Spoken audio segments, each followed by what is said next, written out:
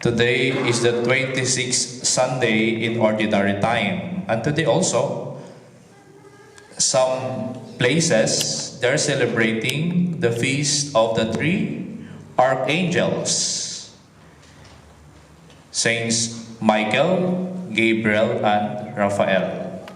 The three major angels we have. We see in the Gospel for today, Lazarus was carried to Abraham's bosom. And the question for us today is this: what most absorbs your time, your attention, and your heart? Or where do we use our time? Or where do we put our attention the most? Or where is our heart be?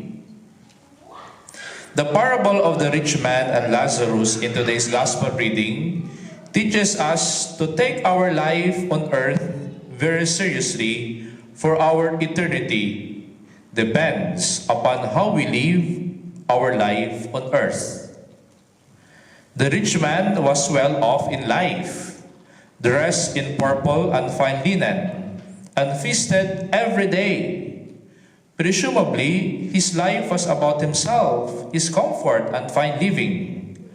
While the poor man Lazarus, covered with sores, lay at the rich man's gate, longing to be fed the crops from the rich man's table.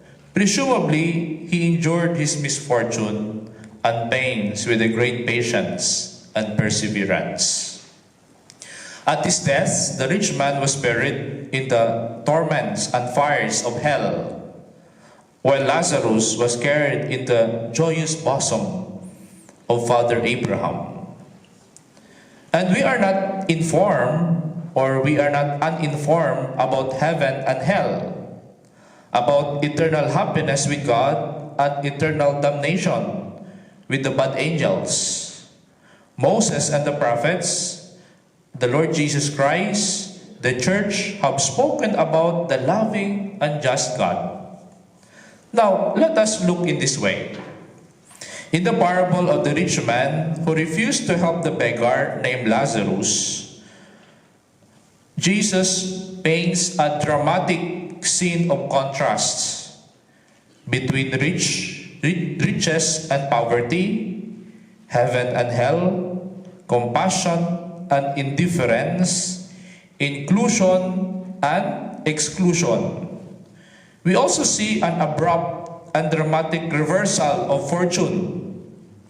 And Lazarus was not only poor and a beggar, he was also sick and unable to fend for himself. And he was laid at the gates of the rich man's house. The dogs, which licked his sores, probably also stole the little bread he got for himself.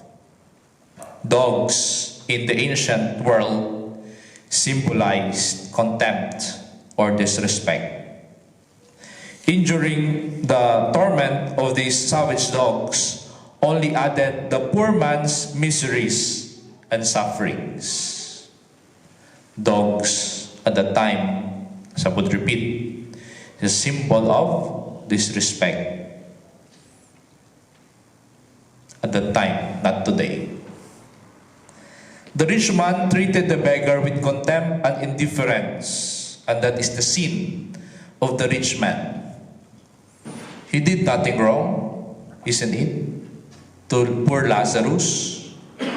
But he did something wrong, but not on the physical side, but ignoring Lazarus, doing the right thing in his life.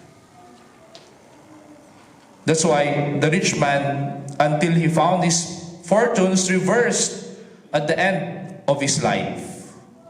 Remember, in God's economy or in God's action, those who hold on possessively to what they have lose it all in the end, while those who share generously receive back many times more than they gave away. You know the saying, the more you give, the more you receive.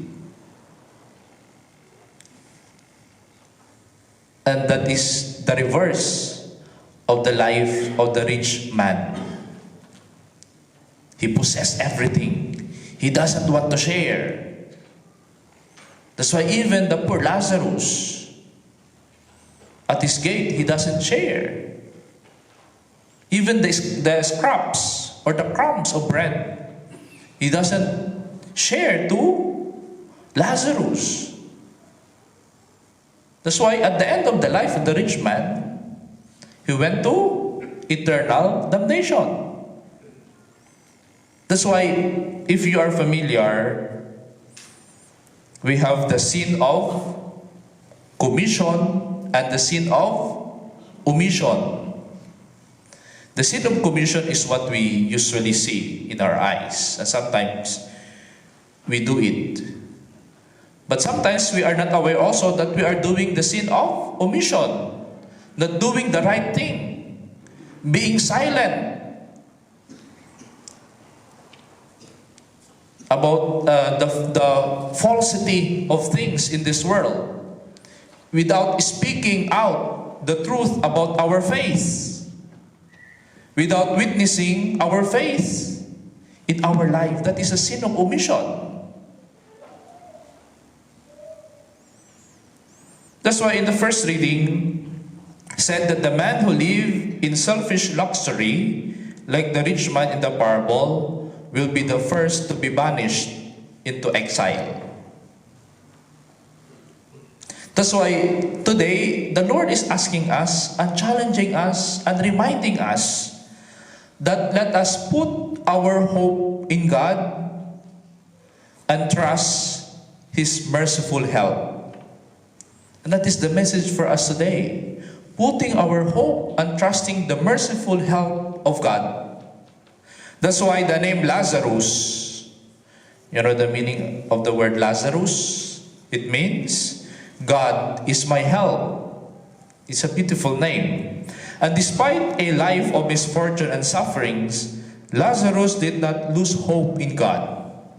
His eyes were set on a treasure stored up for him in heaven. And the rich man, however, could not see beyond his material wealth and possessions. He not only had everything he needed, he selfishly spent all he had on himself.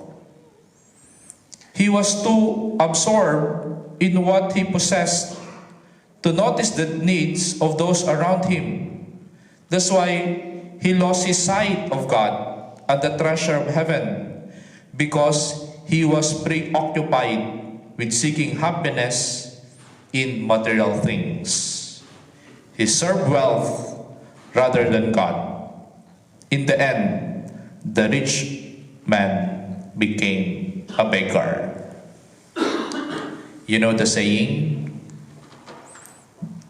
a poor person in this world are those people who have no God in their life.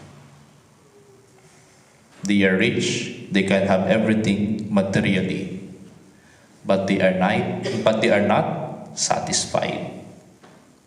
But those people who have God, who have Jesus in their life, they have satisfaction in life. That's why all of us here are coming every Sunday, because we want God in our life. That's why remember this. Those who put their hope and security in the kingdom of heaven will not be disappointed. Despite of all the persecutions that we receive, despite of all the problems, let us hope in God and trust His merciful help. In the second reading, St. Paul urges all to pursue hope. And what is that hope? To live in holy life, being open to God's will, praying to God, and be enlightened in God's love and mercy. And as we continue in this Mass, let us ask the three archangels that they may intercede for us, that they may protect us, enlighten us, and heal us in our sickness in this life, so that one day we can be with Lazarus at the bosom of Abraham. Amen.